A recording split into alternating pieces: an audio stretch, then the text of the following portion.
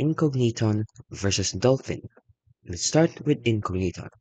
Incogniton is a popular anti-detect browser focused on multi-profile management, used by affiliate marketers, social media agencies, and ad managers.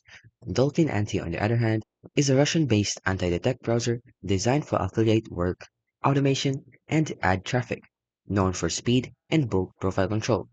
So let's talk about the pros and cons. So Incogniton offers an easy-to-use dashboard for managing hundreds of browser profiles. It also supports custom fingerprints, time zone spoofing, languages, and many more. They also have a free plan to start and it's ideal for teams and agencies with role-based access. And they even have cloud backups and then quick profile sync. Now, Dolphin Anti, on the other hand, offers a blazing fast performance, even with hundreds of profiles. They also are popular with Facebook ad managers and affiliate teams. They also have a built-in support for browser automation via the API and API provider and a bulk profile importing, exporting, and tagging. So in conclusion, choose Incogniton if you want a clean, team-friendly dashboard, solid browser fingerprinting, and choose Dolphin Anti if you need automation, speed, and bulk control for ads.